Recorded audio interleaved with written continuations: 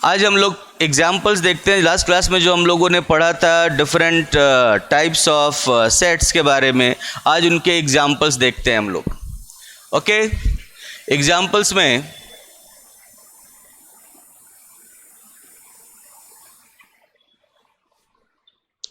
उनके एग्जाम्पल्स देखते हैं। फर्स्ट एग्जाम्पल है set of natural number is a countably infinite set. Set of natural number is a countably infinite set. जो set of natural number होता है वो countably infinite set होता है। क्यों होता है countably infinite set? किसे कहते हैं countably infinite set? ठीक है, because f from n to n, s countably infinite होता है अगर s से n पर एक बाइजेक्टिव फंक्शन एग्जिस्ट कर पाए। So since f from n to n such that fx is equal to x, identity function कहलाता है ये। fx is equal to x is a bijective function. आप इसे इजीली चेक कर सकते हो कि ये 1-1 कॉरिस्पॉन्डेंस है, 1-1 ऑन टू फंक्शन है। F x is equal to x, f x is equal to x एक बाइजेक्टिव फंक्शन है। आप बहुत ही बेसिक चीज़ है, आप इजीली चेक कर सकते हो। 1-1 कैसे चेक करते हैं मैंने बताया था आपको कि for every x comma y belongs to N, domain N है, if f x is equal to f y then f x की वैल्यू क्या है एक्स, तो एफ वाई की वैल्यू क्या हो जाएगी y. So f x equals to f y implies x equals to y. So ये फंक्शन 1-1 है। ऑन टू कैसे देखोगे? ऑन टू देखने के लिए for every y belongs to N there exist x is equal to y belongs to N such that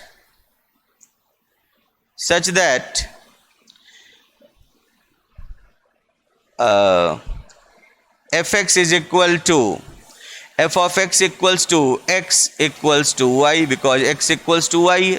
so image और pre image दोनों same होंगे इस केस में। सो हर एलिमेंट का, हर नेचुरल नंबर का प्री इमेज वही होगा जो नेचुरल नंबर में होगा। सो ये बाइजेक्टिव फंक्शन एग्जिस्ट करता है n से n में, therefore n is a countably infinite set. n is a countably infinite set. समझ गए बच्चों? set of natural number is a countably infinite set. okay, set of natural number is a countably infinite set. Easily आप एक bijective function बना सकते हो, 1-1 correspondence दिखा सकते हो।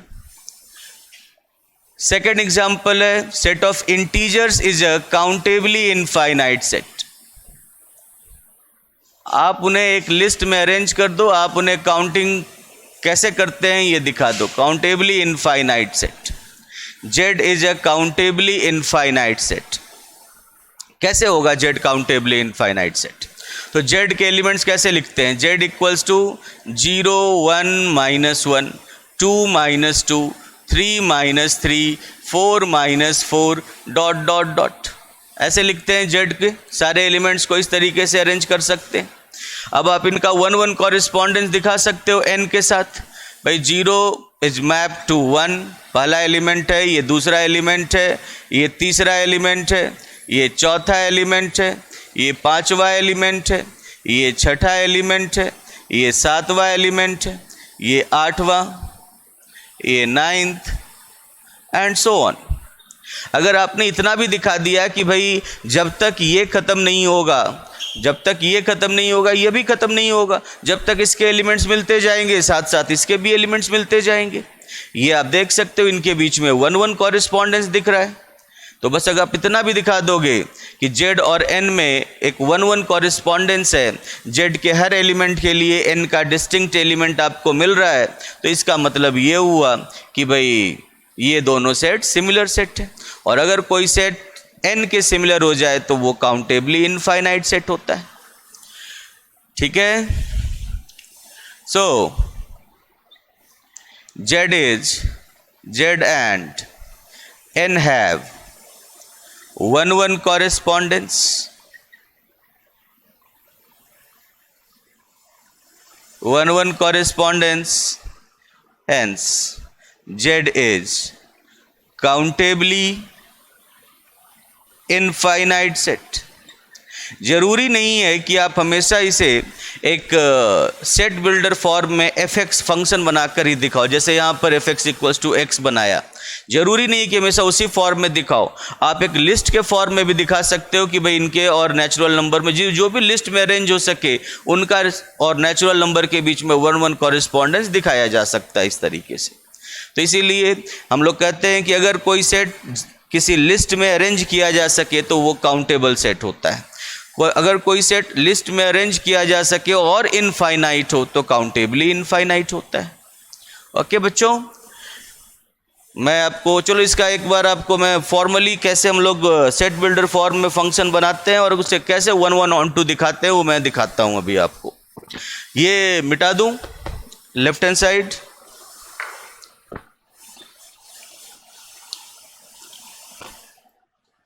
अब एक बच्चे ने, राहुल ने एक क्वेश्चन पूछा है, सर एक काउंटेबल सेट को अनकाउंटेबल सेट पर मैप कर सकते हैं क्या?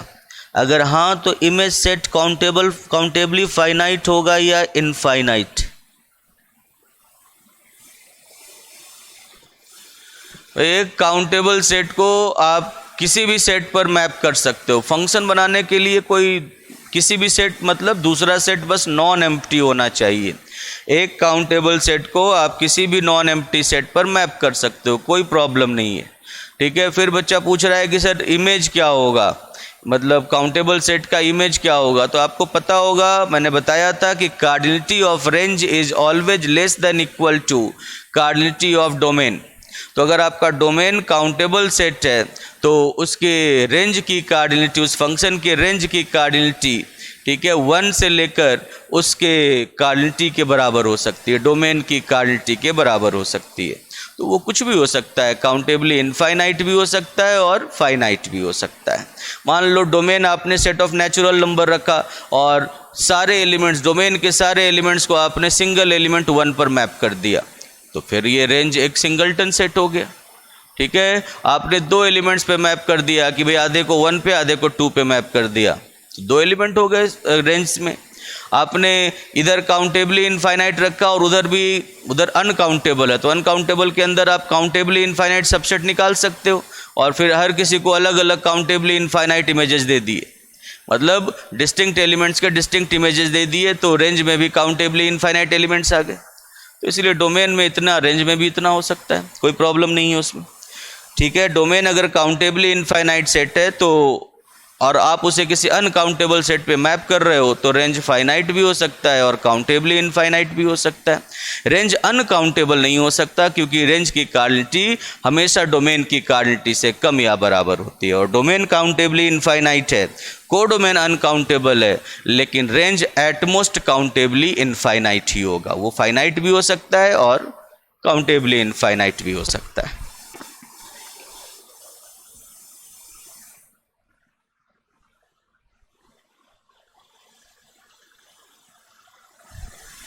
सर एग्जाम्पल्स दोबारा बता दो, मतलब दोनों एग्जाम्पल दोबारा बता दूं?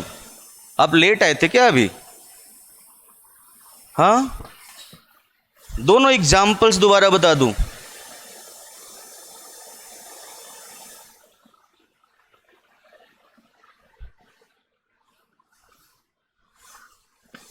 एन एक काउंटेबली इनफाइनाइट सेट है। काउंटेबली इनफाइनाइट सेट के डेफिनेशन के अकॉर्डिंग एन से एन पर आप अगर आप बाइजेक्टिव फंक्शन एग्जिस्ट करवा सको तो वो बाइजेक्टिव फंक्शन बन जाए, तो फिर दोनों सेट की कार्डिनलिटी सेम होती है।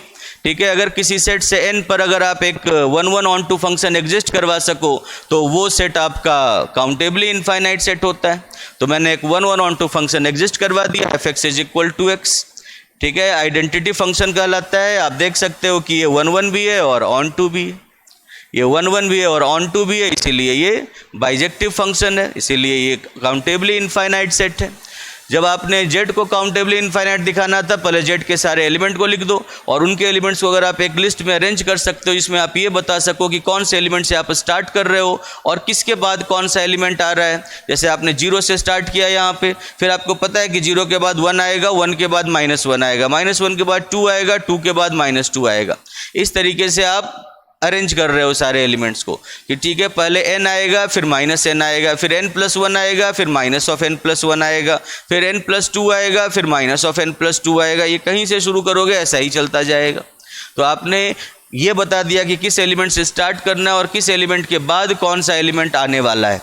तो इस तरह से ये एक लिस्ट में अरेंज हो गया और आप देख सकते हो कि जैसे ये लिस्ट में अरेंज होगा आप इसका सेट ऑफ नेचुरल नंबर के साथ 1-1 कॉरेस्पॉन्डेंस इस तरीके से बना सकते हो। And that is why this is countably infinite set. जिसका भी सेट ऑफ नेचुरल नंबर के साथ 1-1 कॉरेस्पॉन्डेंस बन सकता है वो काउंटेबली इनफाइनाइट सेट होता है।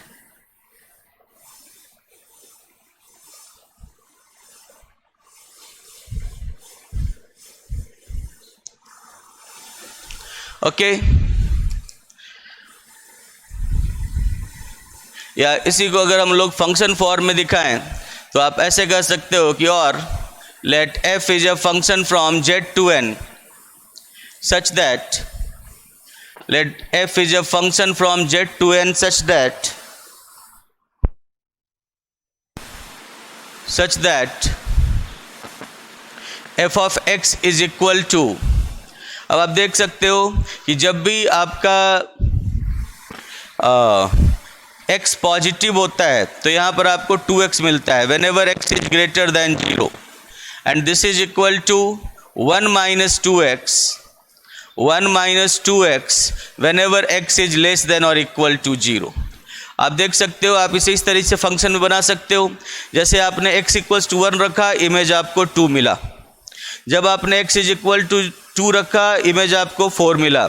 x इक्वल्स टू 3 रखा, इमेज आपको 6 मिला। जो भी पॉजिटिव वैल्यू रखोगे इमेज उसका डबल है।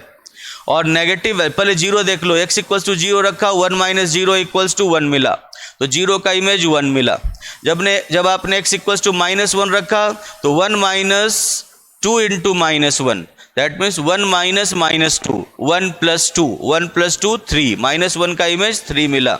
जब आपने x इक्वल्स टू -2 रखा, 1 minus 2 into -2, that means 1 plus 4, तो 2 का इमेज -2 का इमेज आपको 5 मिला।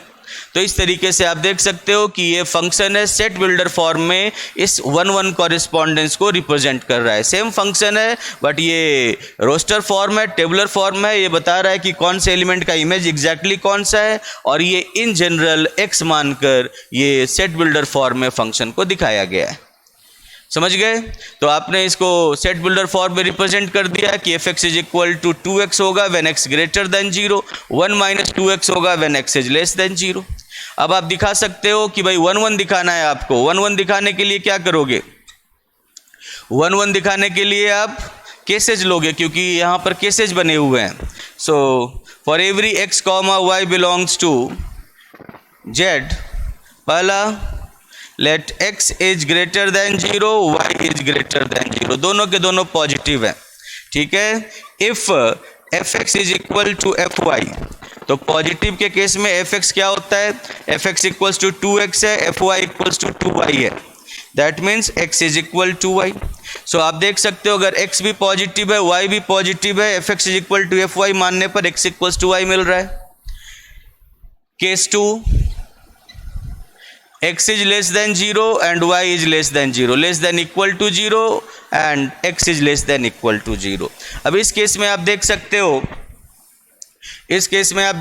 हो, कि if fx is equal to fy, this implies 1 minus 2x equals to 1 minus 2y। Okay बच्चों, 1 minus 2x equals to 1 minus 2y and this implies 1 और 1 cancel out हो गया, minus 2x equals to minus 2y, this implies -2 और -2 भी cancel out हो गया, x equals to y। अच्छा, उसके बाद थर्ड पार्ट है। थर्ड पार्ट में x इज कुछ भी ले लो, एक को पॉजिटिव ले लो, दूसरे को नेगेटिव ले लो। वो एक ही बात है, एक्स और वाई में कोई फर्क नहीं है। अगली बार जब आप वाई को पॉजिटिव लोगे, एक्स को नेगेटिव और नॉन पॉजिटिव लोगे, तो उस टाइम पे आप क्या करोगे, उस टाइम पर एक्स और वाई को इंटरचेंज कर दोगे। अब देखो, अब आप एक्स पॉजिटिव है और y less than equal to 0 है, तो आप कभी भी एक्सपेक्ट नहीं कर सकते कि भैया आपको x is equal to y मिल जाए। भाई पॉजिटिव नंबर और non positive number equal to कभी हो ही नहीं सकते हैं। इनकी तरह f x equals to f y से एक्स इक्वल्स टू वाई लाना इम्पॉसिबल है। क्यों? क्योंकि एक्स अलग सेट में है और वाई उसके कॉम्प्लीमेंट के सेट में, तो इसी कारण से एक्स इक्वल्स टू वाई तो कभी आ ही नहीं सकता। तो हम लोग अब 1-1 फंक्शन के दूसरे डेफिनेशन को यूज करते हैं। दूसरा डेफिनेशन क्या कहता है कि x is not equal to y implies f x is not equal to f y. x is not equal to y implies fx is not equal to fy। ये 1-1 function का ही another form है definition का, ठीक है। तो इसीलिए हम लोग मान लेते हैं, क्योंकि यहाँ पर x is not equal to y है, x is not equal to y है, दिया हुआ है। So x is not equal to y है, देन अब आप खुद देखो कि x is not equal to y, x is not equal to y क्या है ही, x is not equal to y. Now consider या now if f x is equal to f y, then f x की value क्या होगी, x अगर positive है तो f x equal to 2x, and y अगर नेगेटिव या non positive है तो 1 minus 2y। This implies 2x plus 2y equals to 1. Okay, 2x plus 2y equals to 1. Since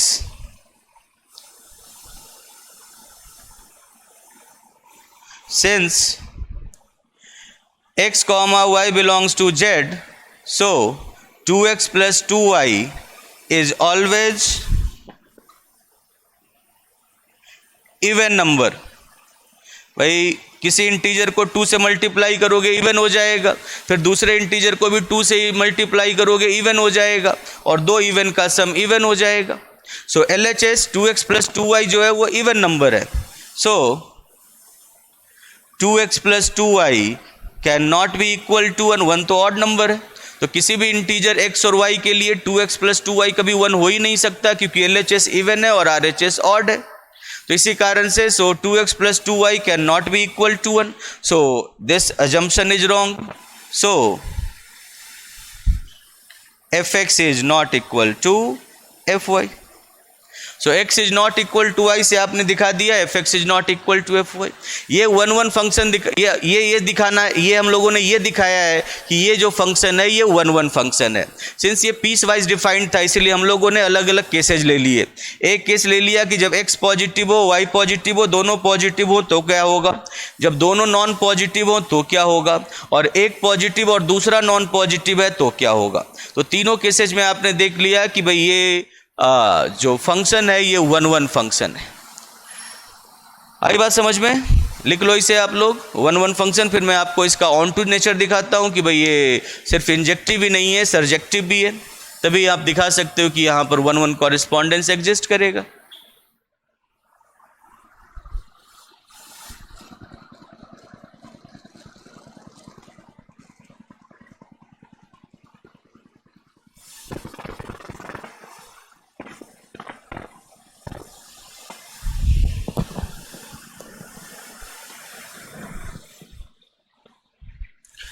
एक बच्चे ने कहा है कि सर 1-1 की थर्ड केस फिर से समझा दो। फर्स्ट दो केस तो क्लियर है, थर्ड केस में यही होगा, दोनों अलग अलग रीजन के होंगे। एक एलिमेंट ले लिया पॉजिटिव, दूसरा ले लिया नॉन पॉजिटिव। तो अब आप इसमें अगर ये दिखाओगे कि भाई ये वाला डेफिनेशन यूज करोगे, f x equals to f y implies x equals to y, तो ये डेफिनेशन काम कर ही नहीं पाएगा। क्यों नहीं काम कर पाएगा? क्योंकि चाहे जो मर्जी हो जाए x is equal to y तो कभी हो ही नहीं सकता, क्योंकि एक्स पॉजिटिव है और वाई नॉन पॉजिटिव है। तो इसी कारण से x is equal to y कभी पॉसिबल नहीं है। तो ये वाला तो डेफिनेशन यूज करना तो मतलब बेवकूफ़ी होगी, सही नहीं रहेगा। तो इसीलिए हम लोग इसके दूसरे डेफिनेशन को यूज करेंगे, जहाँ क्योंकि हमें पता है कि x और y आपस में इक्वल नहीं है। चाहे कुछ भी हो जाए x और y कभी इक्वल हो ही नहीं सकते, क्योंकि x अलग रीजन का है, y अलग रीजन का है। तो इसी कारण से हम लोगों ने इसके इस डेफिनेशन को यूज किया। हम लोगों ने देखा कि भाई यहाँ तो x कभी भी y के बराबर नहीं है, x कभी भी y के बराबर नहीं है, ठीक है। अब अगर x y के बराबर नहीं है और fx y fy के बराबर हो जाए तो फिर 1 1 नहीं रहेगा। तो हम लोग कॉन्ट्राडिक्शन से प्रूव करना चाहते हैं, इसलिए हम लोगों ने मान लिया कि भाई fx इक्वल्स टू fy है। हम लोगों ने मान लिया कि fx इक्वल्स टू fy है।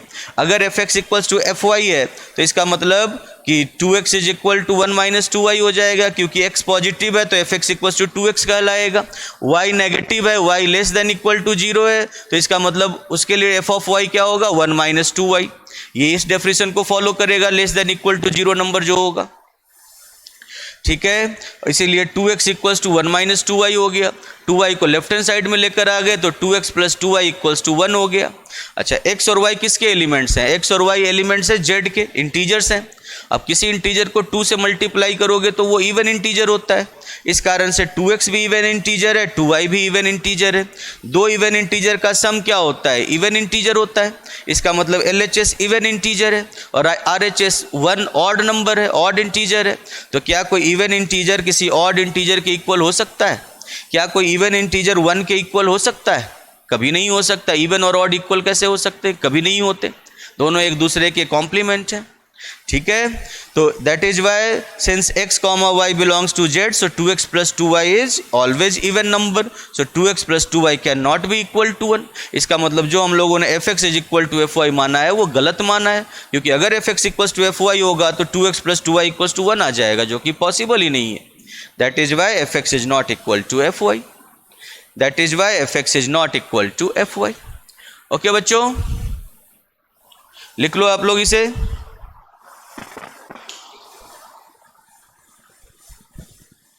लिख लिया आप लोगों ने? ओके, तो पहले मैं इस साइड वाला मिटा देता हूं, समझ में भी आ ही गया होगा आप लोगों के।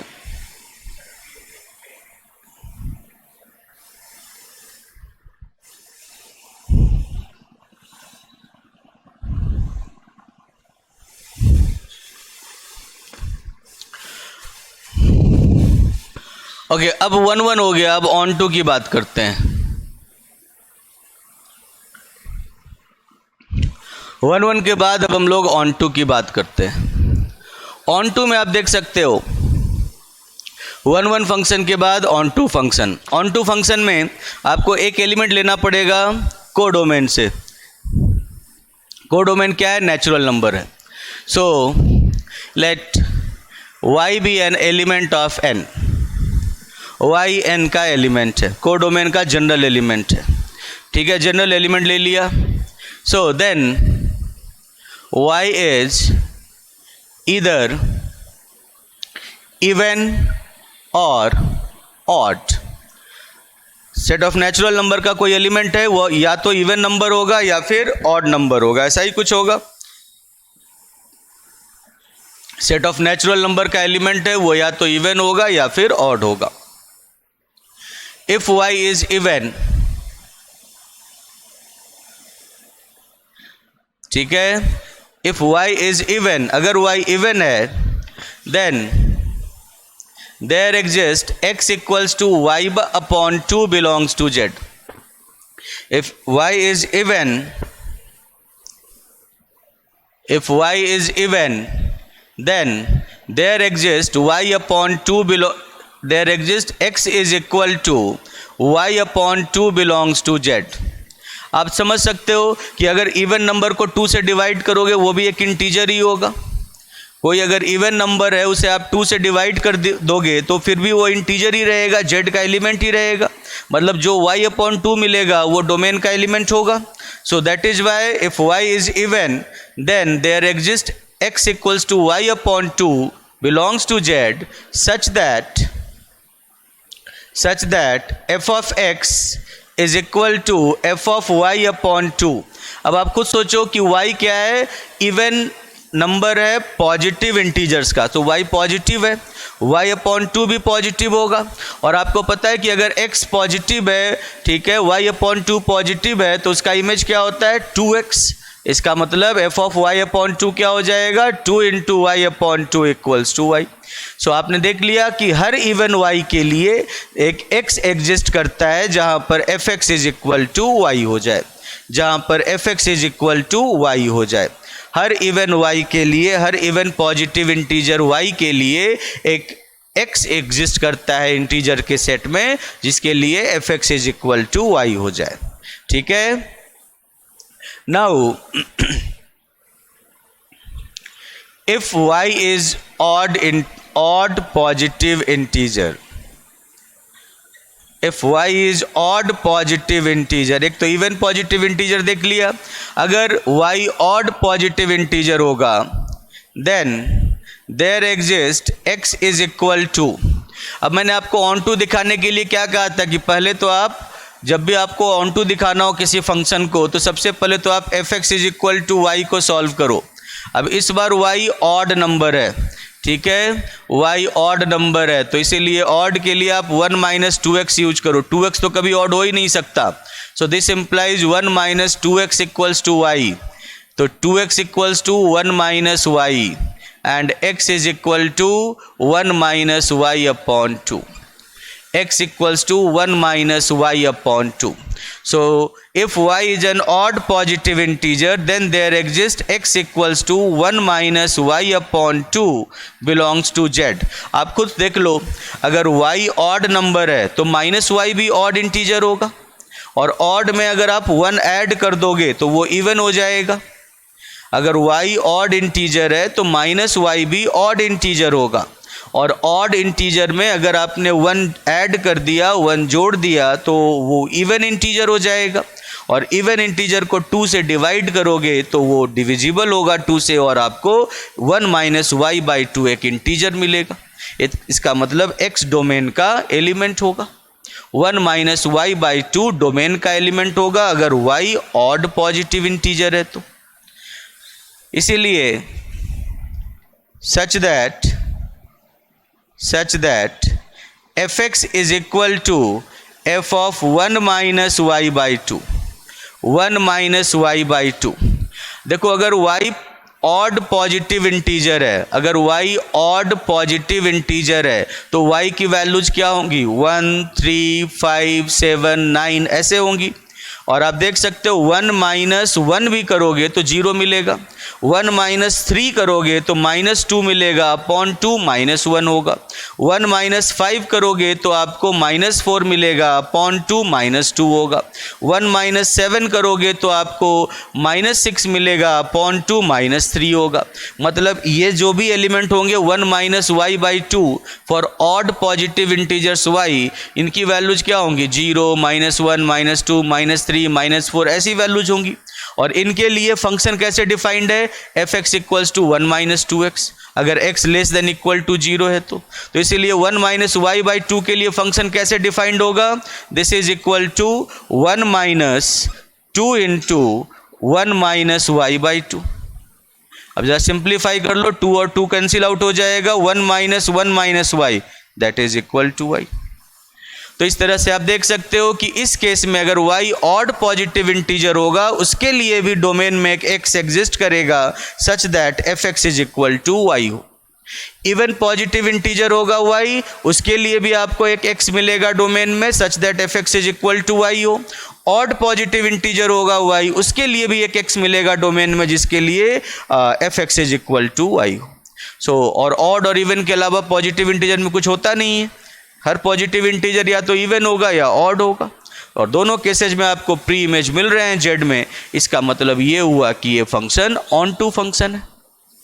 देयरफॉर ये नीचे वाला पार्ट लिख लिया होगा आप लोगों ने, या मैं इधर ही मिटा देता हूं। देयरफॉर एफ इज या f from Z to n is onto function, और ये ऑन टू भी हो गया, 1 1 भी हो गया। सो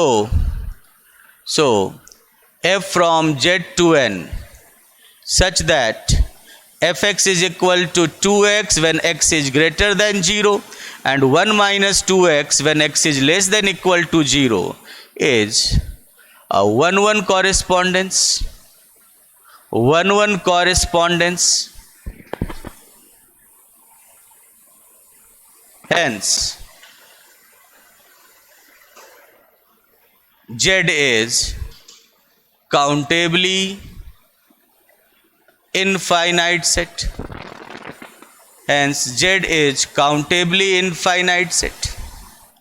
ये फॉर्मल मैथमेटिकल आपने इसे दिखाया, मैथमेटिकली दिखाया, फॉर्मली दिखाया कि कैसे आप Z और N के बीच में एक सेट बिल्डर फॉर्म में फंक्शन एग्जिस्ट करवा सकते हो जो कि 1-1 भी हो और ऑन टू भी हो, और एक भी सिंगल फंक्शन एग्जिस्ट कर जाए ऐसा जो बाइजेक्टिव हो, तो ये दोनों सिमिलर सेट हो जाते हैं, और कोई भी सेट जो N के नेचुरल नंबर के सेट के सिमिलर होगा वो काउंटेबली इनफाइनाइट सेट होगा. That is why Z is countably infinite set. एक बच्चा पूछ रहा है y को ऑड नेगेटिव ले, तब कहाँ से ले लोगे? कुछ भी भाई, कोडोमेन नेचुरल नंबर का सेट है तो जो भी y लोगे वो कोडोमेन से ही लोगे ना. कोडोमेन में y नेगेटिव कैसे आएगा? नेगेटिव इंटीजर है कोडोमेन में, तो जब नेगेटिव इंटीजर कोडोमेन में नहीं है तो आप कहाँ से लेकर आ जाओगे y को नेगेटिव इंटीजर और ऑड नेगेटिव या इवन नेगेटिव? y जब भी होगा पॉजिटिव इंटीजर का सेट होगा.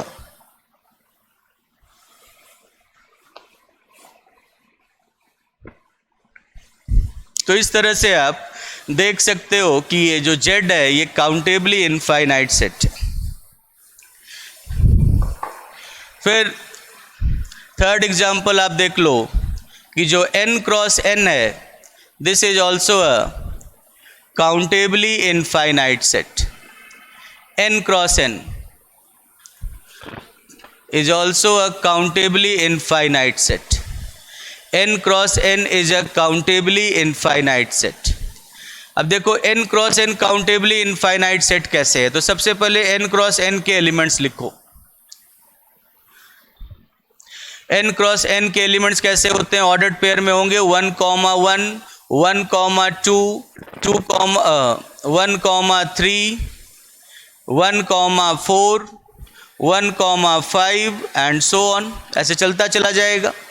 फिर 2, 1, 2, 2, 2, 3, 2, 4 dot dot dot, 3, 1, 3, 2, 3, 3, 3, 4 dot dot dot. Okay, 4, 1, 4, 2, 4, 3, 4, 4 dot dot dot and so on. इस तरह से आपने ये सेट बना लिया n क्रॉस n.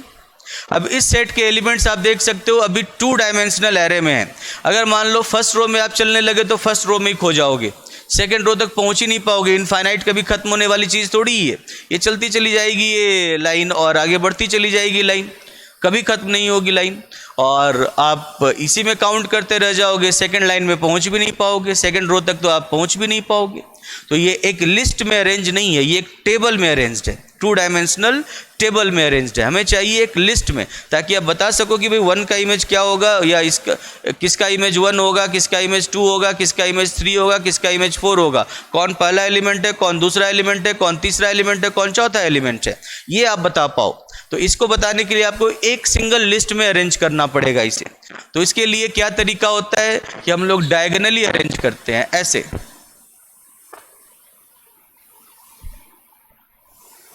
इस टाइप से हम लोग इसे अरेंज कर रहे होते हैं,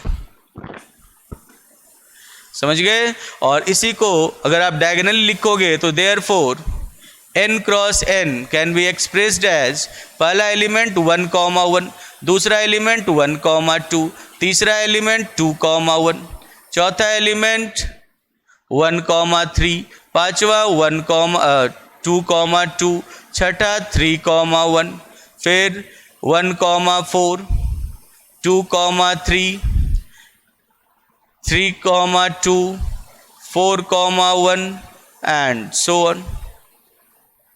आगे चलता चला जाएगा. और बढ़ाना चाहते हो तो 1, 5, 2, 4, 3, 3, 4,2, 5,1 एंड सो ऑन।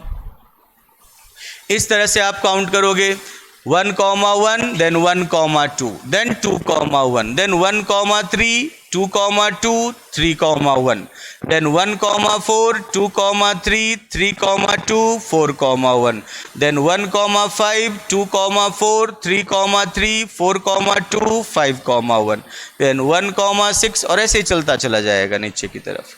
तो इस तरह से आपने इन्हें एक रो में, एक लाइन में, एक लिस्ट में अरेंज कर दिया। अब आप इनको इजीली दिखा सकते हो कि भाई ये इसका इमेज 1, 2, 3, 4, 5, 6, 7, 8, 9, 10, 11, 12, 13, 14, 15 एंड सो ऑन, ऐसे ये भी चलता जाएगा। तो आप देख सकते हो कि अब n क्रॉस n के हर एलिमेंट के साथ सेट ऑफ नेचुरल नंबर के एलिमेंट्स का 1-1 कॉरेस्पॉन्डेंस है। ठीक है, हर एलिमेंट का डिस्टिंक्ट एलिमेंट्स के लिए डिस्टिंक्ट इमेजेस मिल रहे हैं और सबके लिए इमेज मिलेगा इसमें। इसका मतलब so there exist a one correspondence between n cross n and n. Therefore, n cross n is similar to n. Similar, दो सेट अगर सिमिलर हैं तो उनकी क्वालिटी सेम होती है, similar to n, and hence n cross n is countably infinite set. Hence n cross n is countably infinite set. तो इस तरीके से आप देख सकते हो कि n क्रॉस n एक काउंटेबली इनफाइनाइट सेट है। काउंटेबली इनफाइनाइट सेट दिखाने के लिए आपने ये जो डायगोनल वाला कॉन्सेप्ट यूज किया, इसमें आप देख लो कि इसमें बेसिकली हम लोग क्या कर रहे हैं कि हम लोग ऑर्डर्ड पेयर चूज कर रहे हैं a कॉमा b, और a कॉमा b की में a प्लस की b की सारी पॉसिबल वैल्यूज को एक साथ रख रहे हैं, starting from minimum possible value. ठीक है, a प्लस बी की सारी पॉसिबल वैल्यूज को हम लोग एक साथ रख रहे हैं। जैसे minimum possible value of a plus b क्या होगी, अगर a और b दोनों पॉजिटिव इंटीजर्स हैं तो 1 + 1 2, तो इसीलिए पहले सम 2 वाले जितने एलिमेंट्स होंगे उनको एक साथ रख दिया, फिर सम 3 वाले 2 एलिमेंट्स। स्टार्ट हम लोग फर्स्ट कंपोनेंट को 1 से करते हैं, बाकी सेकंड कंपोनेंट में चला जाता है, तो इसलिए सम 3 वाले 2 एलिमेंट्स, सम 4 वाले 3 एलिमेंट्स, 1 + 3 भी 4, 2 + 2 भी 4, 3 + 1 भी 4। फिर सम 5 वाले 4 एलिमेंट्स, 1, 4, तो 1 + 4 5, 2 + 3 5, 3 + 2 5, 4 + 1 5। देन सम 6 वाले 1 + 5, 2 + 4, 3 + 3, 4 + 2, 5 + 1। Then sum 7, then sum 8, then sum 9 and so on, चलता चला जाएगा। तो इस तरीके से हम लोग इन्हें एक लिस्ट में अरेंज करते हैं। ठीक है, ताकि a + b की मिनिमम वैल्यूज पहले आ जाए, उसके बाद हायर वैल्यू जाए। ओके बच्चों,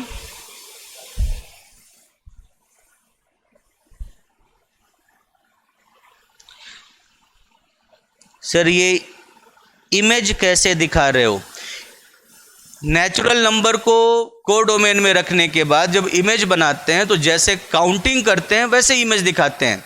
ये पहला एलिमेंट है, ऐसे अच्छा मान लो इसके एलिमेंट्स काउंट करने हैं, अपने एक लिस्ट में अरेंज कर दिया। अब देखो ये पहला एलिमेंट है, पहला एलिमेंट मतलब ये 1 के साथ एसोसिएटेड है। पहला मतलब क्या, 1 के साथ एसोसिएटेड है। ये दूसरा एलिमेंट है तो दूसरा एलिमेंट 2 के साथ एसोसिएटेड होगा। ये तीसरा एलिमेंट है 3 के साथ एसोसिएटेड होगा।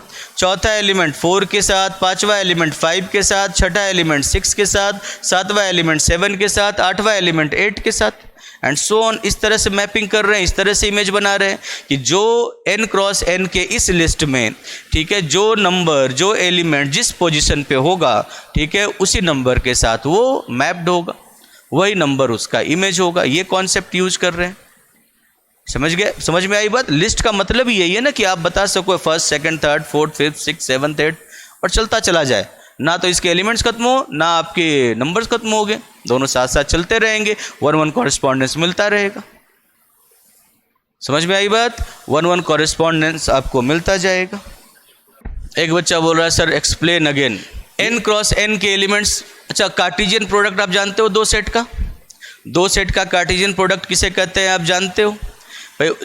n और n, इन दोनों सेट का कार्टेशियन प्रोडक्ट कैसा होगा कि ऑर्डर्ड पेयर में होगा, इसमें पहला एलिमेंट भी n का होगा, दूसरा एलिमेंट भी n का होगा। ऐसे ही होगा, पहले एलिमेंट को हम लोगों ने 1 फिक्स करके दूसरे एलिमेंट को वेरी करवा दिया, फिर पहले एलिमेंट को 2 फिक्स करके दूसरे एलिमेंट को वेरी करवा दिया, पहले एलिमेंट को 3 फिक्स करके दूसरे एलिमेंट को वेरी करवा दिया, पहले एलिमेंट को 4 फिक्स करके दूसरे एलिमेंट को वेरी करवा दिया, और इस तरह से एक सेट बन गया n क्रॉस n का। अब ये 2 डायमेंशनल एरे, अगर आपने काउंटिंग ऐसे शुरू की, इसका इमेज 1 दिया, इसका 2 दिया, इसका 3 दिया, इसका 4 दिया, तो आप इसी लाइन में रह जाओगे, आप नीचे आ ही नहीं पाओगे। इसी लाइन में रह जाओगे, आप नीचे नहीं आ पाओगे। तो इस तरह से अगर आप लिस्ट बनाते हो, लिस्ट है ही नहीं, है तो टेबल है, 2 डायमेंशनल टेबल है। तो हम लोग 1 डायमेंशनल लिस्ट बनाना चाहते हैं, उसमें अरेंज करें ताकि बता सके कौन पहला है, कौन दूसरा है, कौन तीसरा है। इसके लिए हम लोग किस प्रोसीजर को यूज करते हैं? डायगोनली यूज करते हैं, ऐसे।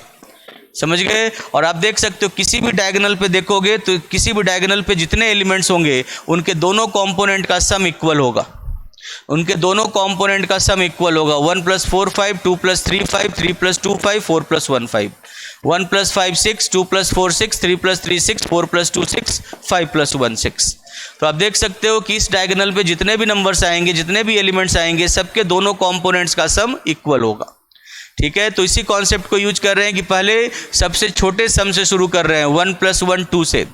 ठीक है, तो सबसे पहले ये एलिमेंट आएगा, फिर ये दोनों आएंगे जिनमें दोनों कंपोनेंट का सम 3 है, 2 के बाद 3, फिर ये तीनों आएंगे जिसमें कंपोनेंट का सम 4 है, फिर कंपोनेंट का सम 5 है, फिर कंपोनेंट का सम 6 है, और ऐसे ही ये चलता जाएगा। तो आप देख सकते हो लिस्ट के एलिमेंट्स को किस तरीके से अरेंज किया, 1, 1, 1, 2, देन 2, 1, 1, 3, 2, 2, 3, 1, 1, 4, 2, 3, 3, 2, 4, 1। ठीक है, 1, 5, 2, 4, 3, 3, 4, 2, 5, 1। तो इस तरीके से आप इनको अरेंज करते जा रहे हो। इस लिस्ट में इस डायगोनल वाले लाइन पे जो जो एलिमेंट्स हैं उनको एक साथ लिखते जा रहे हो। इसके बाद ये, फिर ये, फिर ये, फिर ये। समझ गए? इस तरीके से आप इन्हें अरेंज कर रहे हो। इसमें अगर आप वैसे सोचो तो कौन सा कॉन्सेप्ट यूज किया कि जब तक दोनों कंपोनेंट के सम के मिनिमम पॉसिबल वैल्यूज के सारे एलिमेंट्स ना आ जाएं, तब तक हम लोग अगले सम पे नहीं जाएंगे। सबसे पहले हम लोगों ने वो एलिमेंट लिया जिनके दोनों कंपोनेंट का सम 2 आता है, फिर हम लोगों ने उन एलिमेंट्स को उठाया जिनके दोनों कंपोनेंट्स का सम 3 आता है, फिर हमने उन एलिमेंट्स को उठाया जिनके दोनों कंपोनेंट्स का सम 4 आता है, फिर हम लोगों ने उन एलिमेंट्स को लिया जिनके दोनों कंपोनेंट्स का सम 5 आता है, फिर हमने उन एलिमेंट्स को लिया जिनके दोनों कंपोनेंट्स का सम 6 आता है, और इस तरह हम लोग आगे बढ़ते चले जाएंगे। समझ में आई बात? ये इस तरह हम लोग आगे बढ़ते चले जाएंगे, 6 के बाद 7, 8, 9, 10 ऐसे। और जहाँ तक मैपिंग का सवाल है कि कैसे 1, 2, 3 लिखते हैं, तो लिस्ट में जो पहला एलिमेंट है उसका इमेज 1 होगा, दूसरे एलिमेंट का इमेज 2 होगा, तीसरे एलिमेंट का इमेज 3 होगा। जो जिस पोजीशन पर होगा उसके अकॉर्डिंग उसका इमेज 1, 2, 3, 4 आते जाएंगे, और इस तरह सेट ऑफ नेचुरल नंबर के साथ 1-1 कॉरेस्पॉन्डेंस दिखता जाएगा। समझ में आई बात? एक बच्चे ने पूछा है कि similarly for n⁻r for finite r only. हाँ बिल्कुल, अगर आप फाइनाइट r तक आप मल्टीप्लाई करते हो, जैसे आपने सिमिलरली आप n cross n cross n cross n cross n कर सकते हो, फाइनाइट टाइम्स तक, n टाइम्स तक कर सकते हो। n टाइम्स तक मल्टीप्लाई कर लो, r टाइम्स तक मल्टीप्लाई कर लो, k टाइम्स तक मल्टीप्लाई कर लो, तो ये भी एक काउंटेबली इनफाइनाइट सेट होगा। जैसे 2 में दिखाया वैसे 3 में दिखा सकते हो, वैसे ही आप किसी भी फाइनाइट नंबर k में दिखा सकते हो। बिल्कुल सही बोल रहे हो। तो इसी तरीके से आप आगे इसको एक्सटेंड कर सकते हो कितने भी फाइनाइट कार्टेशियन प्रोडक्ट पे। ओके बच्चों, मिटा दूं?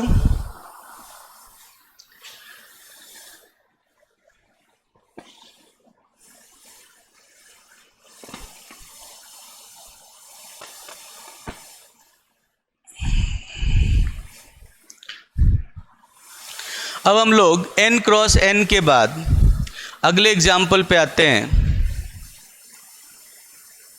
फोर्थ एग्जाम्पल कि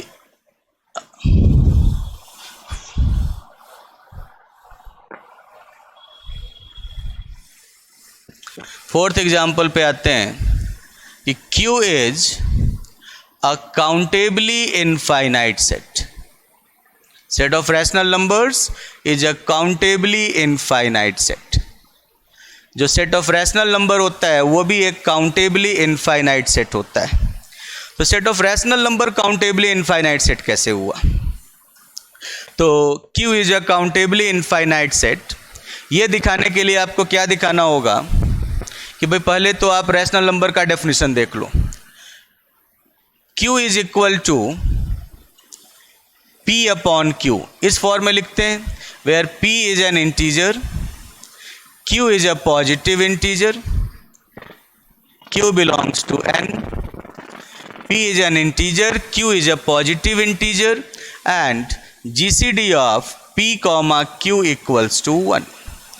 GCD of P comma Q equals to 1, इनमें कोई भी प्रॉपर कॉमन फैक्टर ना हो। ठीक है, अब Q को कभी कभी हम लोग कहते हैं Q भी इंटीजर हो और Q नॉट इक्वल टू 0 हो, बट आप देख सकते हो कि मान लो आपने 2 अपॉन -3 लिखा तो आप इसे -2 अपॉन 3 भी तो लिख सकते हो। ठीक है, अगर आपने -2 अपॉन -3 लिखा आप इसे 2 अपॉन 3 लिख सकते हो।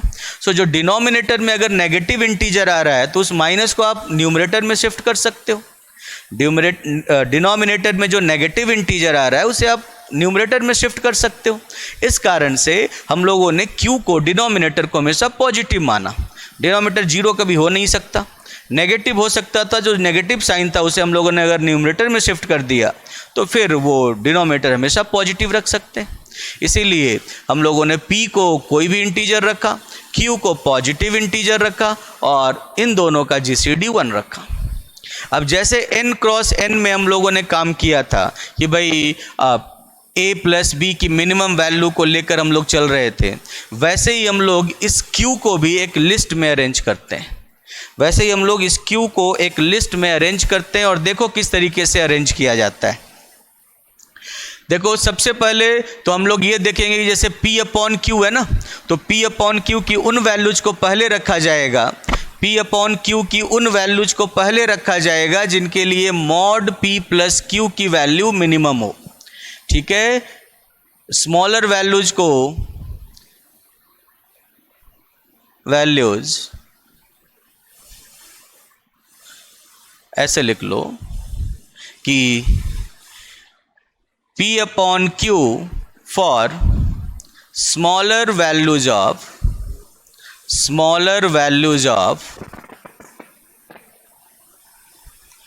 mod P plus Q comes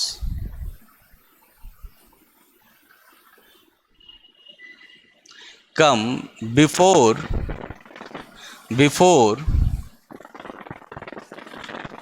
the rationals P upon Q with larger values of mod P plus Q। जिसमें mod P plus Q की वैल्यू बड़ी होगी वो बाद में आएगा, जिसमें mod P plus Q की वैल्यू छोटी होगी वैसे P अपॉन Q पहले आएंगे। तो देख सकते हो, सो Q को आप लिख सकते हो सबसे पहला तो 0 अपॉन 1, सबसे पहला एलिमेंट तो हो गया 0 अपॉन 1, दैट मीन्स 0। 0 अपॉन 1 के केस में mod P प्लस Q की वैल्यू 1 है और 1 से छोटी वैल्यू तो mod P प्लस Q की हो भी नहीं सकती। ठीक है। मॉड पी की वैल्यू 0 से छोटी नहीं हो सकती, और क्यू पॉजिटिव इंटीजर है तो इसकी वैल्यू 1 से छोटी नहीं हो सकती। तो 0 + 1 से छोटी वैल्यू तो मॉड पी प्लस क्यू की कभी हो भी नहीं सकती, इसलिए सबसे छोटी वैल्यू से शुरू किया हम लोगों ने। उसके बाद 1 पे गए। 1 में मॉड पी प्लस क्यू की वैल्यू कितनी हो गई? 2। 1 के बाद -1, क्योंकि मॉड पी है तो पी और माइनस पी दोनों आ जाएंगे साथ में। उसके बाद P अपॉन क्यू या मॉड P अपॉन क्यू की वैल्यू, सम की वैल्यू, ठीक है। मॉड P प्लस क्यू की वैल्यू अब हम लोग 3 रखना चाहते हैं, 2 तक रख लिया। तो 3 रखने के लिए क्या करेंगे? 1/2 माइनस 1/2, 2 माइनस 2। 1 और 2 का सम 3, -1 का मॉड 1 और 2 का सम 3, 2 और नीचे डिनोमिनेटर में कुछ नहीं है तो 1 है, तो 2 + 1 3, -2 के मॉड 2 अपॉन में 1 है तो 2 + 1 3। 3 के बाद 4, तो 4 के लिए क्या करोगे? 1/3, 1/3 आया तो -1/3। अच्छा, 1/3 के बाद न्यूमरेटर बढ़ता जाएगा, डिनोमिनेटर घटता जाएगा, तो अगली बार 2/2 आएगा। लेकिन 2/2 नहीं रखेंगे हम लोग। क्यों नहीं रखेंगे? क्योंकि P और Q का GCD 1 नहीं है। इसमें हम लोगों के पास एक एक्स्ट्रा कंडीशन है, GCD of P, Q should be equal to 1। तो इसीलिए हम लोग 2/2 नहीं रखेंगे। हम लोग क्या रखेंगे? अगला टर्म। अगला टर्म क्या है? इसको और बढ़ा दिया तो ये 3/1 हो गया, तो 3 और -3, 3 और -3। यहाँ तक आप लोग आ गए सम 4 पे। फिर आप आ जाओ सम 5 पे।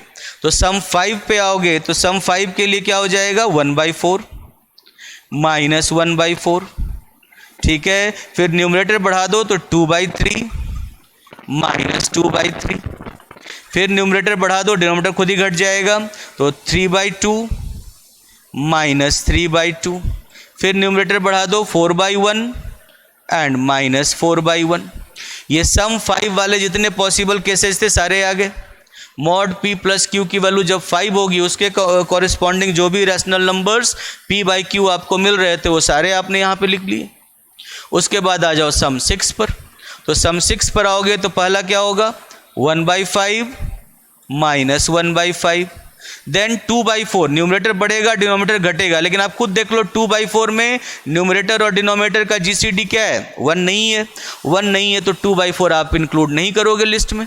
इसलिए नहीं करोगे क्योंकि 2/4 के कॉरेस्पॉन्डिंग जो नंबर मिलेगा वो पहले ही ले चुके हो। 2/4 इज नथिंग बट 1/2, 1/2 ऑलरेडी आ चुका है, तो दोबारा कैसे लोगे आप? तो इसीलिए जिनका GCD 1 नहीं है उनको नहीं लेंगे हम लोग लिस्ट में। 2/4 नहीं लेंगे, फिर इसको बढ़ाया इसको घटाया 3/3 नहीं लेंगे, फिर इसको बढ़ाया इसको घटाया 4/2 नहीं लेंगे, फिर इसको बढ़ाया तो 5/1 लेंगे, तो 5/1 एंड -5/1, और ऐसे ही ये चलता चला जाएगा। ये सम 6 हो गया। ऐसे ही ये चलता चला जाएगा इन्फिनिटी तक। इसी ऑर्डर में हमें एक पैटर्न पता चल गया। काउंटेबल होने के लिए क्या चीज़ें ज़रूरी होती है? एक चीज़ कि भाई कहाँ से शुरू करना है, और दूसरी चीज़ कि पैटर्न क्या है। पैटर्न का मतलब किसके बाद कौन सा एलिमेंट आना है। तो इस तरीके से इस पैटर्न में आप बढ़ते चले जाओगे और आप बता सकते हो कि किसके बाद कौन सा एलिमेंट आना है। समझ गए बच्चों? और इस कारण से आप इसे 1-1 कॉरेस्पॉन्डेंस दिखा सकते हो। पहला एलिमेंट है तो 1, इसका इमेज 1, दूसरा एलिमेंट है तो इमेज 2, तीसरा एलिमेंट है तो इमेज 3, चौथा एलिमेंट है तो इमेज 4, पांचवा एलिमेंट है इमेज 5, छठा एलिमेंट है इमेज 6, 7, 8, 9, 10, 11, 12, 13, 14, 15, तो ज़्यादा ही लंबा हो गया ना, 16, 17, 18, 19, 20, 21, 22, 23 एंड सो ऑन। इधर भी सो ऑन। तो इधर ये भी बढ़ता जाएगा, ये भी बढ़ता जाएगा। और आप देख सकते हो कि भाई Q और सेट ऑफ नेचुरल नंबर के बीच में 1-1 कॉरेस्पॉन्डेंस एग्जिस्ट करता है। इसके हर एलिमेंट के लिए सेट ऑफ नेचुरल नंबर का एक एलिमेंट है। ठीक है, सो इसके डिस्टिंक्ट एलिमेंट के लिए सेट ऑफ नेचुरल नंबर के डिस्टिंक्ट एलिमेंट्स हैं, एक 1-1 कॉरेस्पॉन्डेंस दोनों के बीच में एग्जिस्ट कर रहा है। Therefore Q and N are similar sets. There exists a 1-1 correspondence between Q and N. Hence, Q is a countably infinite set.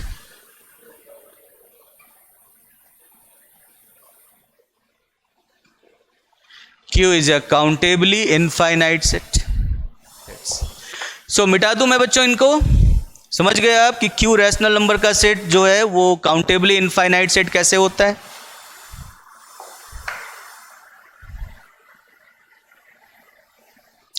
Okay बच्चों, अब यहां तक आपने देख लिया। अब मैं कुछ इसका मतलब कि जो भी काउंटेबल सेट होता है वो सेट ऑफ नेचुरल नंबर के सिमिलर होता है, सेट ऑफ पॉजिटिव इंटीजर्स के सिमिलर होता है, क्योंकि उसका और सेट ऑफ पॉजिटिव इंटीजर्स के बीच में 1-1 कॉरेस्पॉन्डेंस दिखाना होता है।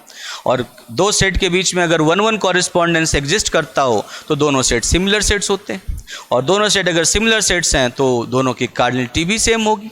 इसका मतलब इससे आपने क्या कॉन्क्लूड किया? Therefore hence set of integers is similar to set of natural numbers, दोनों की कार्डिनलिटी सेम है। This is similar to set of rational numbers is similar to set of natural numbers, दोनों की कार्डिनलिटी सेम है।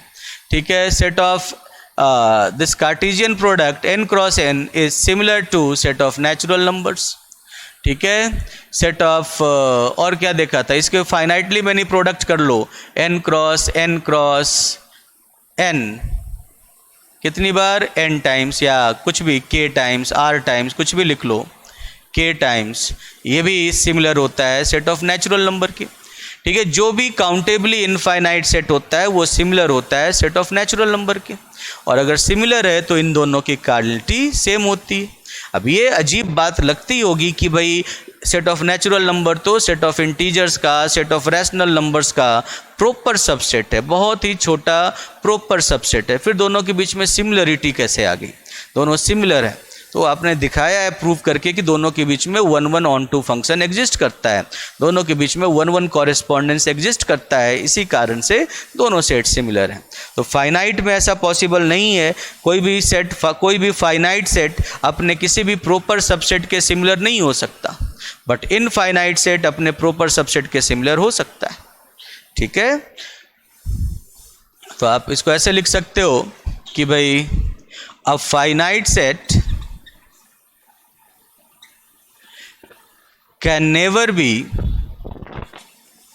similar to its proper subset.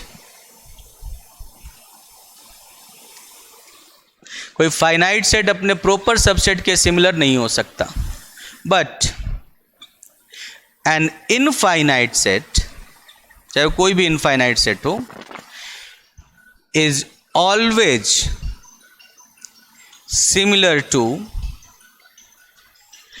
at least one of its proper subset.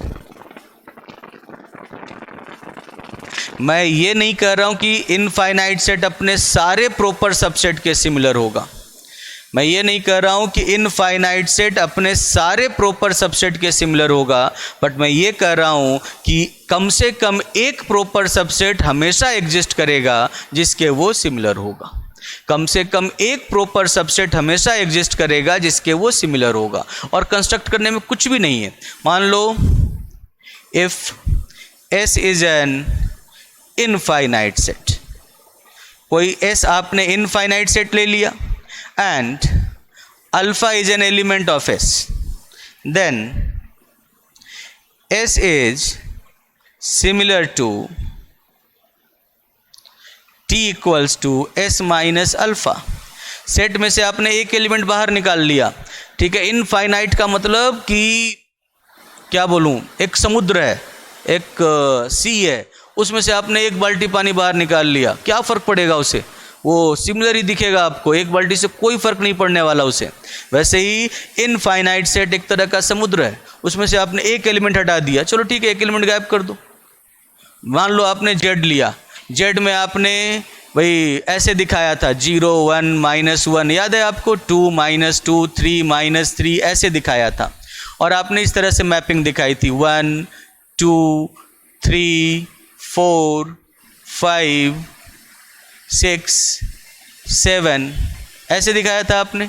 मान लो मैंने एक नया set बना लिया T, जिसमें मैंने 0 को गायब कर दिया, 1 -1 2 -2 3 -3 4 -4, या 3 -3 के बाद जगह नहीं है आगे तो डॉट डॉट डॉट, ठीक है। और फिर मैंने मैपिंग कर दिया भाई 1 पहला एलिमेंट हो गया, -1 दूसरा एलिमेंट हो गया, 2 तीसरा एलिमेंट हो गया, -2 चौथा एलिमेंट हो गया, ये 5th एलिमेंट हो गया, ये 6th एलिमेंट हो गया।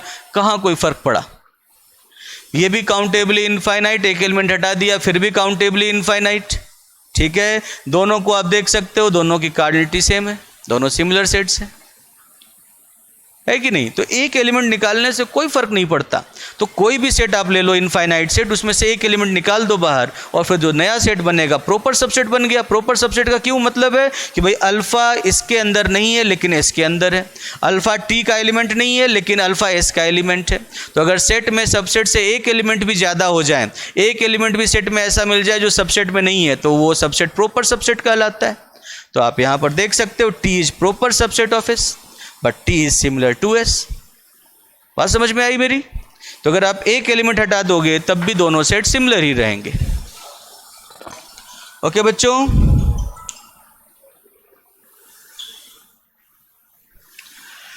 तो इसीलिए ध्यान रखना कि फाइनाइट सेट अपने प्रोपर सबसेट के सिमिलर कभी नहीं हो सकता, जबकि इनफाइनाइट सेट, ठीक है, हमेशा अपने कम से कम एक प्रोपर सबसेट के सिमिलर होता है।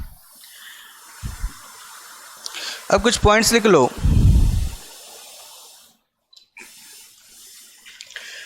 कि if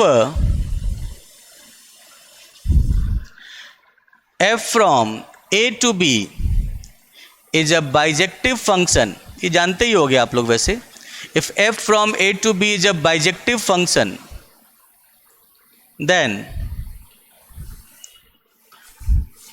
f is invertible function. Every bijective function is invertible function, and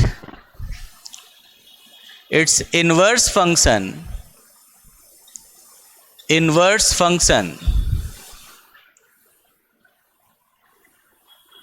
f inverse from b to a is also bijective. f inverse from b to a is also bijective.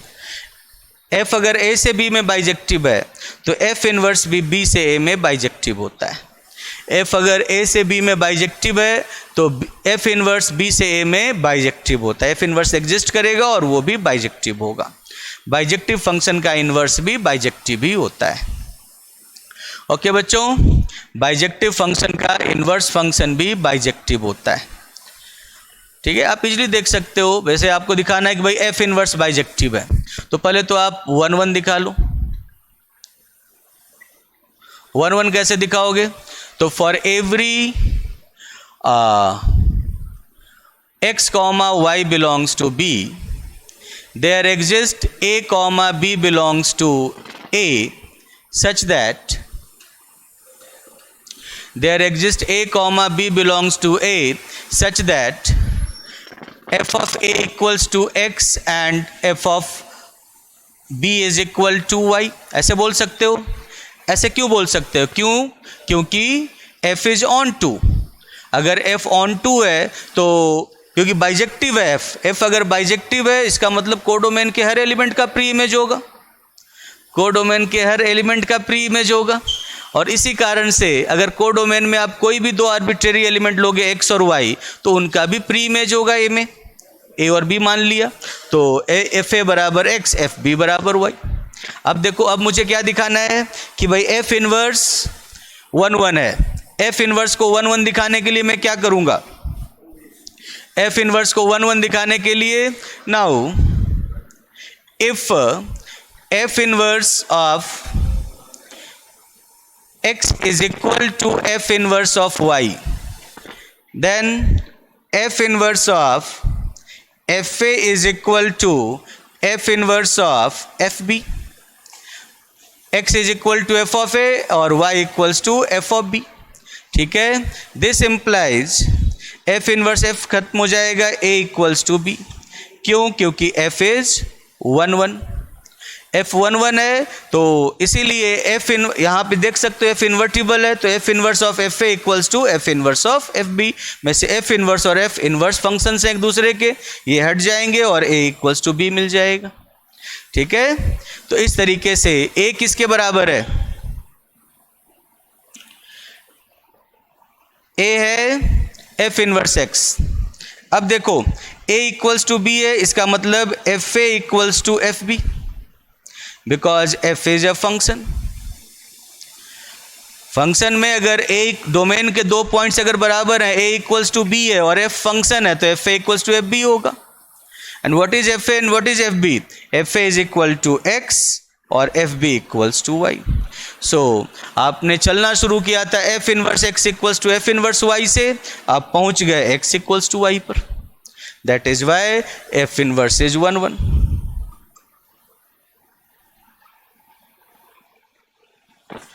f inverse is 1 1 function.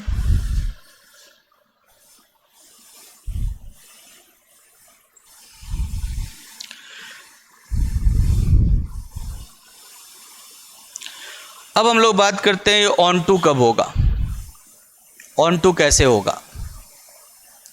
On to के लिए f inverse कहाँ से कहाँ तक है? b से a पे. So for every y belongs to a, there exists x belongs to b such that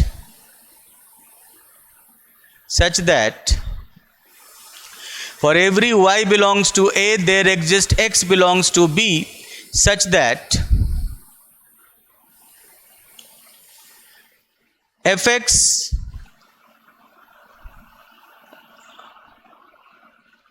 such that f of y is equal to x such that f of y equals to x. ऐसा ही होगा. And both side आप f inverse भी एक function ही है, both side आप f inverse apply कर दो. So f of f inverse equals to f inverse x, f inverse f y, y equals to f inverse x. f of y equals to x क्यों? Because f is a function. f function है, इसलिए a के हर element का image आपको b में मिलेगा, तो इसलिए f y equals to x हमेशा मिलेगा. अब दोनों तरफ f इनवर्स अप्लाई कर दो, क्योंकि f इनवर्स का डोमेन f y कहाँ पे है? f ऑफ y बराबर x b में है, और b पर आप f इनवर्स अप्लाई कर सकते हो. सो f इनवर्स दोनों तरफ अप्लाई कर दो, तो आपको मिल जाएगा y equals to f inverse. और इसीलिए f inverse is onto. क्यों? क्योंकि f इनवर्स के को डोमेन के हर एलिमेंट का प्री इमेज f इनवर्स के डोमेन में है, तो इसीलिए ये f इनवर्स ऑन टू हो गया. 1 1 ऑन टू के साथ हो गया ये. सो f inverse from b to a is a bijective function. So f inverse from b to a is a bijective function.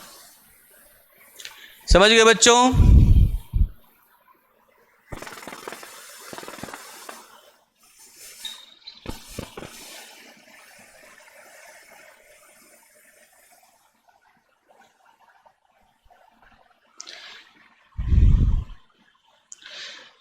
एक स्टूडेंट पूछ रहा है कि how you use the argument in step 3 sir that f is 1 1.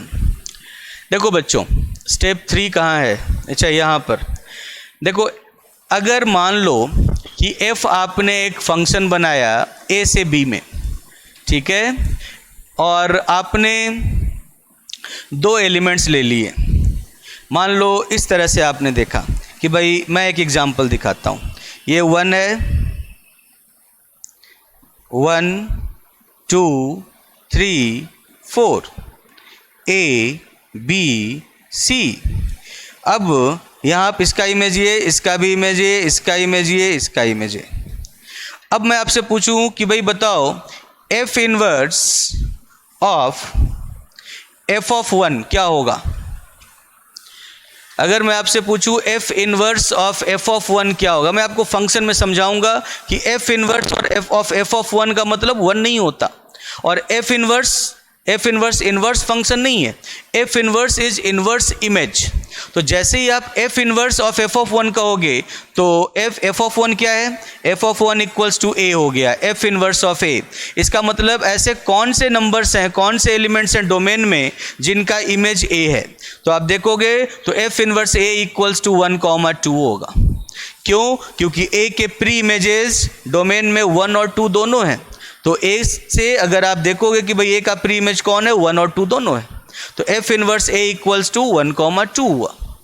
आई बात समझ में? लेकिन अगर ये 1, 1 होगा आपका फंक्शन तो एक एलिमेंट का एक ही प्री इमेज होगा। इसका मतलब कि f inverse of f of A is exactly equal to A, कोई और एलिमेंट हो ही नहीं सकता साथ में।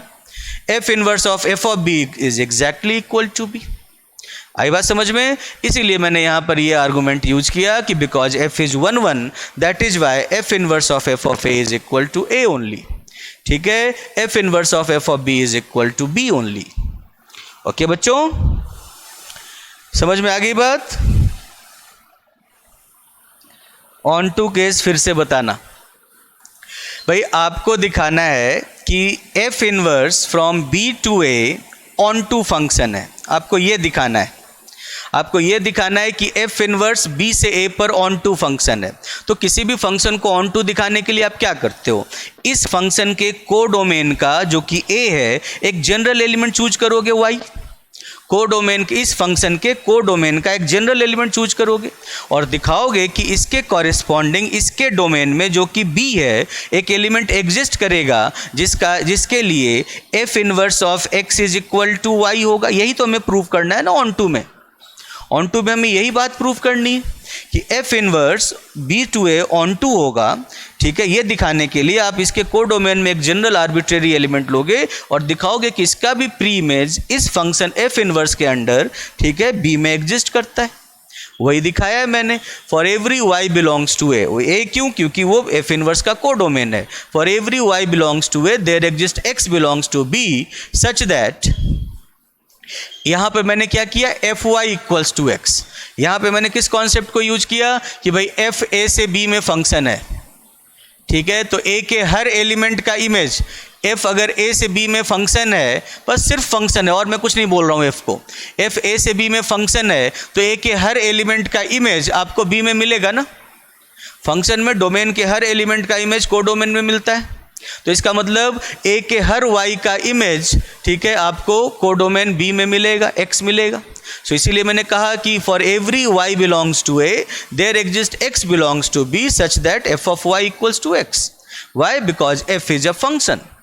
फंक्शन में ऐसा हमेशा होता है, किसी 1, 1 ऑन टू की जरूरत नहीं है, हर फंक्शन में ऐसा होता है, डोमेन के हर एलिमेंट का इमेज आपको कोडोमेन में मिलेगा, f y equals to x. ठीक है, अब ये एफ वाई किसका एलिमेंट है, एफ वाई और एक्स दोनों इक्वल हैं और एक्स बी का एलिमेंट है। इसका मतलब एक्स और एफ वाई दोनों बी के एलिमेंट्स हैं और बी के हर एलिमेंट पर आप एफ इनवर्स अप्लाई कर सकते हो। सो अगर f y equals to x है then f inverse of f y equals to f inverse of x होगा। ठीक है, और फिर अब वही कॉन्सेप्ट कि भाई एफ 1, 1 फंक्शन है तो इसीलिए एफ इनवर्स और एफ वाई हट जाएंगे और सिर्फ y equals to f inverse x होगा। इसका मतलब कि भाई हर y के लिए a के हर एलिमेंट के लिए b में एक ऐसा एलिमेंट x एग्जिस्ट करेगा such that y equals to f inverse x। That means f inverse is onto. यही तो प्रूव करना होता है ऑन टू में। नहीं आई बात समझ में? ऑन टू फंक्शन को कैसे प्रूव करते हैं समझ गए? तो पहला पॉइंट आप लोग समझ गए।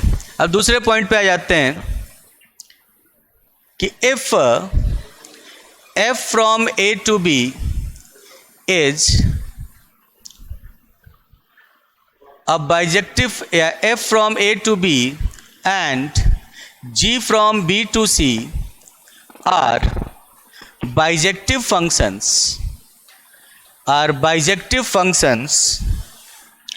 ए से बी पर एफ और जी से सी, बी से सी पर जी बाइजेक्टिव फंक्शंस हैं, देन इनका जो कॉम्पोजिशन होता है gof from A to C is bijective function, then gof from A to C is bijective function.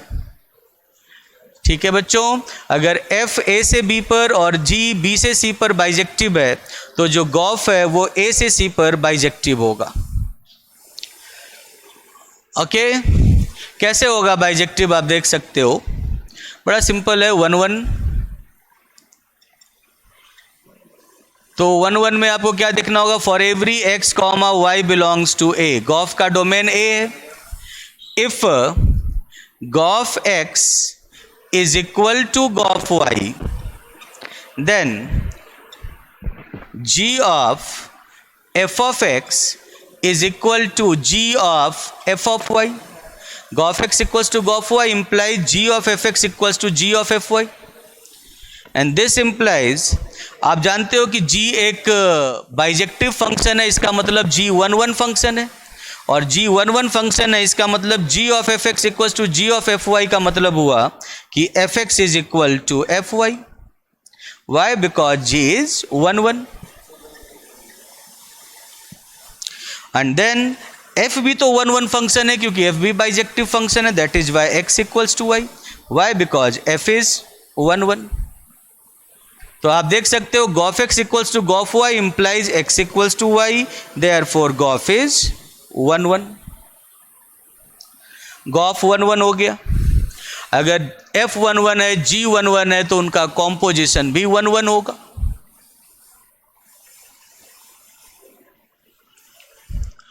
On to के लिए क्या करोगे आप, गॉफ का कोडोमेन उठाओ, c है, so for every z belongs to c there exist y belongs to b such that g of y equals to z. Why? because g is onto, दिया हुआ है कि g onto फंक्शन है, bijective है g, इसका मतलब g onto function है, तो दिया हुआ है कि g onto फंक्शन है, इसलिए आप कह सकते हो for every z belongs to c codomain of g, ठीक है, there exist y belongs to b domain of g such that g of y equals to z। अच्छा, साथ ही साथ और कौन सा फंक्शन है जो ऑन टू है, f भी ऑन टू है, इसलिए आप लिख सकते हो now for y belongs to b there exist x belongs to a such that fx is equal to y। why? Because f is onto, f भी तो ऑन टू फंक्शन है, और अगर f भी ऑन टू फंक्शन है तो ठीक है, y अगर f के कोडोमेन का एलिमेंट है तो उसका प्री इमेज भी f के डोमेन a में मिलेगा। सो इस y के लिए एक x आपको a में मिलेगा जहां पर fx is equal to y हो गया। अब इन दोनों स्टेटमेंट को कंबाइन कर दो, hence for every z belongs to c there exist x belongs to a such that z equals to g of y, and what is g of y, what is y equals to f of x, y is equal to f of x which is equal to gauf x। so gof के codomain के हर element का pre image gof के domain में exist करता है, that is why gof is on to.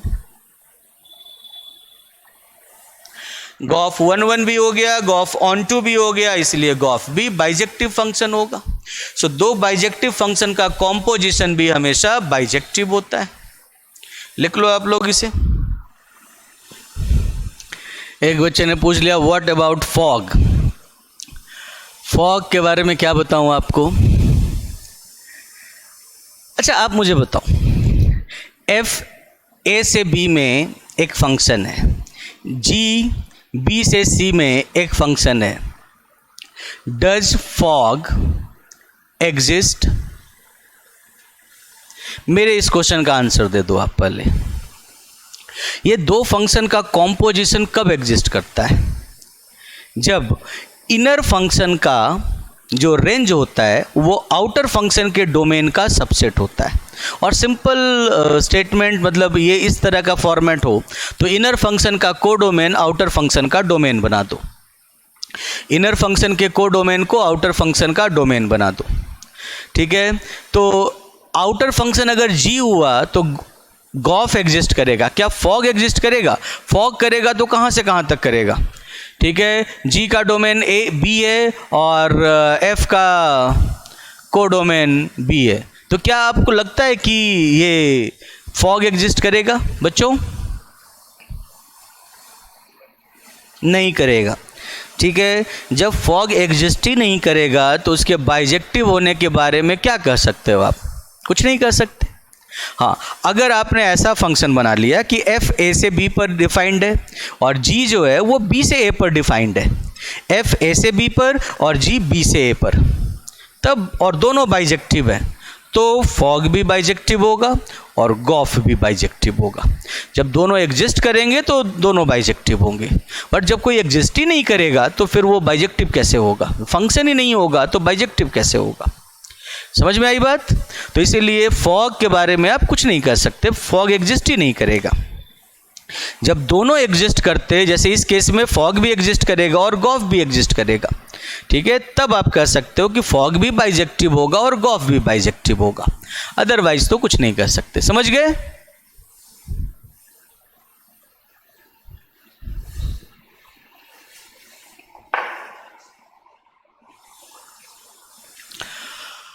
Okay, मिटा दूं बच्चों, स्टूडेंट्स?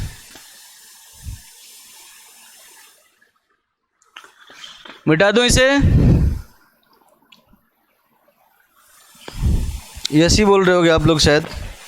नहीं सर, डन सर। अच्छा यस सर, ठीक है।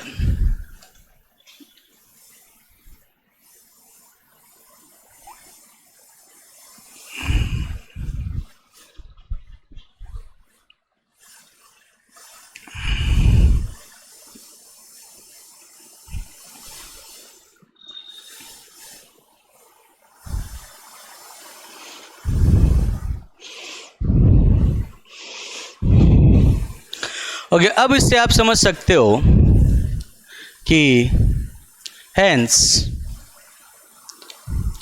If A is similar to B, A is similar to की बी का मतलब there exist a bijective function from A to B, then B is similar to A. अगर A B के similar है तो B भी ए के सिमिलर होगा, because if f from A to B is bijective then f inverse from B to A is bijective. अगर f A से B पर बाइजेक्टिव है तो एफ इनवर्स बी से ए पर बाइजेक्टिव होगा। अगर एफ ए से बी पर बाइजेक्टिव है तो एफ इनवर्स बी से ए पर बाइजेक्टिव होगा।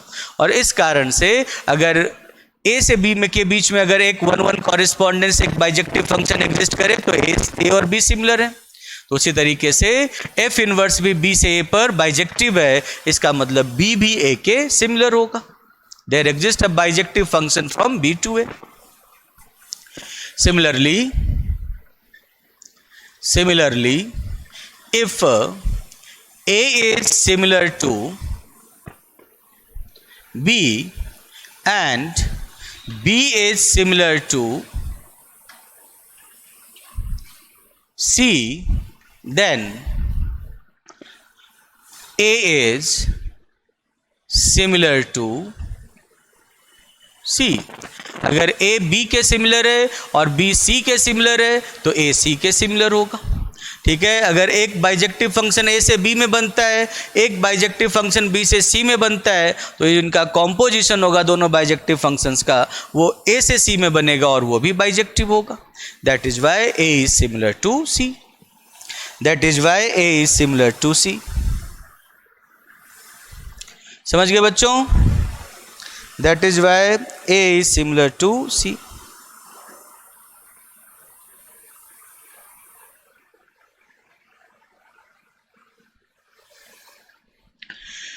इससे आप क्या कॉन्क्लूड कर सकते हो? इससे आप ये कॉन्क्लूड कर सकते हो कि टू काउंटेबली इनफाइनाइट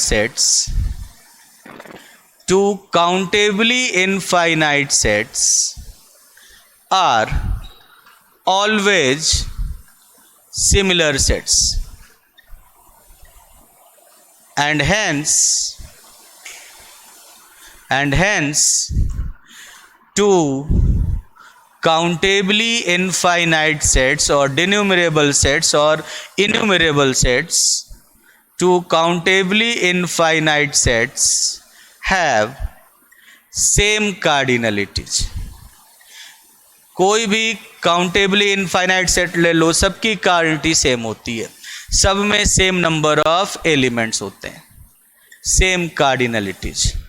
क्यों? क्योंकि because if A is countably infinite then there exist a function f from a to n which is bijective, जो कि बाइजेक्टिव होगा। Similarly if b is countably infinite set, then there exists a function f from b to n which is bijective. ठीक है, now f from b to n is bijective implies f inverse from n to b is bijective। किसी भी bijective function का inverse function exist करता है और वो भी बाइजेक्टिव होता है। Now f from a to n, sorry एक f लिया और दूसरा भी f ही ले लिया, नहीं दूसरे को g ले लो, g from b to n, and since g from b to n is bijective, so there exists g inverse from n to b which is bijective। Now f from a to n and g inverse from n to b are bijective functions या are bijective functions। This implies f of g inverse from a to b is bijective। और आप जानते हो कि अगर दो set के बीच में कोई बाइजेक्टिव फंक्शन एग्जिस्ट कर जाए तो दोनों सेट सिमिलर होते हैं। Therefore, इधर लिख देता हूं, therefore a and b are similar sets and hence mod of a equals to mod of b, both have same cardinalities। Okay बच्चों, ये सिमिलर सेट्स हो गए इसलिए इनकी कार्डिनलिटी सेम होगी। तो जितने भी काउंटेबली इनफाइनाइट सेट्स होते हैं सबकी कार्डिनलिटी सेम होती है। सेट ऑफ नेचुरल नंबर में उतने ही एलिमेंट होते हैं जितने सेट ऑफ इंटीजर्स में होते हैं। ठीक है, सेट ऑफ इंटीजर्स में उतने ही एलिमेंट्स होते हैं जितने सेट ऑफ रैशनल नंबर्स में होते हैं, उतने ही जितने n क्रॉस n में होते हैं, उतने ही जितने इवन इंटीजर्स में होते हैं, उतने ही जितने ऑड इंटीजर्स में होते हैं, उतने ही जितने प्राइम नंबर्स होते हैं। सबकी कार्डिनलिटी सेम है। जो भी काउंटेबली इनफाइनाइट सेट हैं उन सब की कार्डिनलिटी सेम होती है। ओके बच्चों, क्वेश्चन पूछा है किसी ने, सर गॉफ इन्वर्टिबल भी होगा ना? होगा क्या? हाँ, जो भी बाइजेक्टिव फंक्शन है वो इन्वर्टिबल होगा। Every bijective function from A to B is invertible, तो गॉफ इन्वर्टिबल होगा वहाँ पे जहाँ पे बाइजेक्टिव बना था। ठीक है, तभी तो आप कहते हो कि गॉफ भी बाइजेक्टिव हो गया तो गॉफ भी इन्वर्टिबल हो गया, और गॉफ का इन्वर्स होता है f inverse of g inverse. ऐसा पढ़ा होगा आपने फंक्शन में, नहीं पढ़ा होगा तो मैं पढ़ाऊंगा आपको, बताऊंगा। लिख लो। तो थोड़ी देर का ब्रेक ले लो आप लोग, फिर 10:15 में हम लोग फिर से अलजबरा पढ़ते हैं। Okay students.